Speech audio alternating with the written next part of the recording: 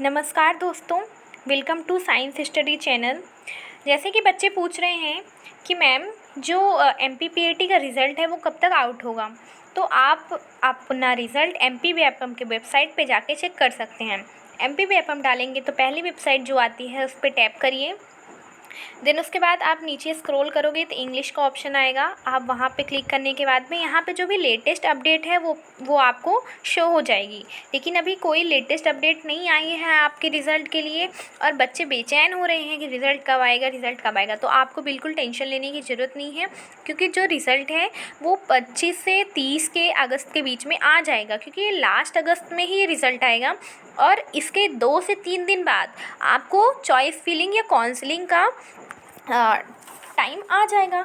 इसलिए आप पहले से ही कॉलेज को प्रीफर करके रखिएगा कि किस तरह के आपकी कॉलेज चॉइस फिलिंग करनी है, किस तरह का आपका नंबर है। अगर आपके नंबर बहुत अच्छे हैं तो आप कॉलेज प्रेफरिंग फ्री सीट पे जबलपुर, इंदौर, ग्वालियर, रीवा, खंडवा ये सब ले सकते हैं। अगर आपके नंबर अप्रॉक्स एवरेज हैं तो आप उसमें क्या कर सकते हैं कि अगर आपको अच्छी कॉलेज चाहिए, जैसे इंदौर चाहिए, रीवा चाहिए, जबलपुर चाहिए, तो आप उसमें पेमेंट सीट का ऑप्शन भी डाल सकते हैं। जैसे पहला क्या डाल दिया आपने, जबलपुर, दूसरा पेमेंट में जबलपुर, तीसरा पेमेंट में ग्वालियर, चौथा पेमेंट में इंदौर, पेमेंट में रीवा।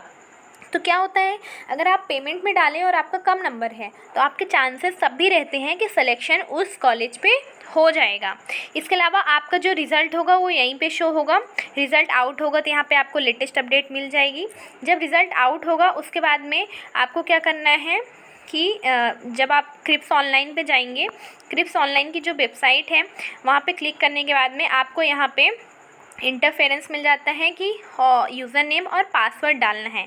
जैसे ही आपने अपना यूज़र नेम और पासवर्ड डालेंगे तो क्या होगा कि ऐसा आपका एक वेबसाइट खुल जाएगी जहाँ पे आपका वेलकम लिखा होगा, नाम लिखा होगा और ये क्रिप्स ऑनलाइन वेबसाइट होगी और यहाँ पे आपको शो होगा कुछ लिखा हुआ, जहाँ पे आप जाके काउंसलिंग और जो पेमेंट का स्लिप है और पेमेंट है वो सब आप पे कर सकते हो। उसके अलावा आपको कॉलेज प्रीफर करने का ऑप्शन भी आएगा। आपका रिज़ल्ट कुछ इस तरह से आउट होगा। मान लीजिए अगर आपने बायोलॉजी सब्जेक्ट से पेपर दिया है तो यहाँ मैथ्स की जगह बायोलॉजी लिखा होता। अभी आपने मैथ्स से पेपर दिया है तो मैथ्स लिखा है। एग्रीकल्चर से देते तो एग्रीकल्चर शो होता और यहाँ पे आपके एवरेज टोटल मार्क्स शो होंगे नॉर्मलाइजेशन के बाद में। इसलिए आप बिल्कुल चिंता ना करिए। कभी कभी ऐसा होता है कि आपके जो शिफ्ट है उसका पेपर थोड़ा टफ रहता है और दूसरे शिफ्ट का पेपर ईजी होता है, तो आपको जो कंप्यूटर में मार्क्स शो हुए हैं उससे आप अपने को रिव्यू मत करिए कि आपका सिलेक्शन होगा या नहीं, क्योंकि रिज़ल्ट के बाद में क्या होता है, नॉर्मलाइजेशन होता है। नॉर्मलाइजेशन में आपके 5 से 8 से 10 नंबर तक बढ़ जाते हैं। अगर शिफ्ट में आपका पेपर टफ रहा तो आपके नंबर बढ़ जाएंगे, अगर इजी रहा तो आपके नंबर 5 से 6 नंबर कम भी हो सकते हैं। इसलिए आप रिज़ल्ट का वेट करिए। उसके बाद में क्या होता है, अगर आपने किसी नॉर्मल अनरिजर्व्ड नील कैटेगरी से आपकी रैंक दिखा देगी, ये बीटेक की दिखा दिया, यहाँ पे बीएससी एग्रीकल्चर का दिखा दिया कि 863 रैंक है, लेकिन 863 रैंक से जो कॉलेज है वो इतनी अच्छी नहीं मिल सकती। तो अगर आपने किसी कैटेगरी से रखा है, जैसे फ़ीमेल को एक रिजर्व्ड कैटेगरी मिलती है तो इसके 56 रैंक है, और अगर उसने EWS से भी फॉर्म डाला है तो 90 है। तो अब पेमेंट में देखिए, उसने पेमेंट सीट में EWS में उसके 3rd रैंक है, तो उसको ईज़िली 3rd रैंक में कोई भी कॉलेज मिल सकती है। लेकिन अगर उसने अनरिजर्व्ड फीमेल कैटेगरी से, मतलब इस कैटेगरी से लिया, तब भी उसको अच्छी कॉलेज मिल सकती है, क्योंकि 56th रैंक है उसकी। इसलिए जब आपको कॉलेज प्रीफर करेंगे तो ध्यान रखना है कि आपके नंबर कितने हैं। नंबर के हिसाब से आपको कॉलेज प्रीफर करना है और उसके बाद में आपको सारे सर्टिफिकेट जो भी हैं इम्पोर्टेंट सर्टिफिकेट उसको सेव करके रखना है।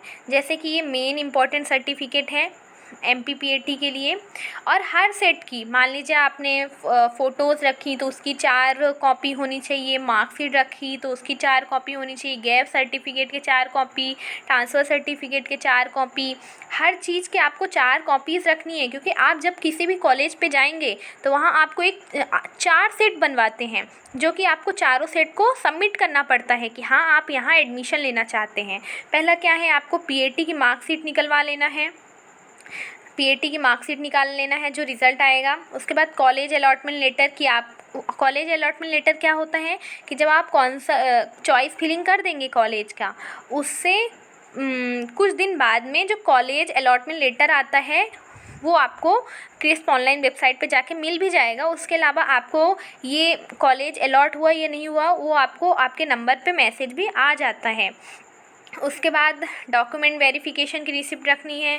जो आप शुरू में ऑनलाइन पार्शियल पेमेंट करते हैं 5,000 की, वो रिसिप्ट। उसके बाद जो कंप्लीट पेमेंट करते हैं उसकी रिसिप्ट, 10th की मार्कशीट, 12th की, फिर क्या है डोमिसाइल, फिर permanent caste certificate, income certificate, gap certificate, transfer certificate.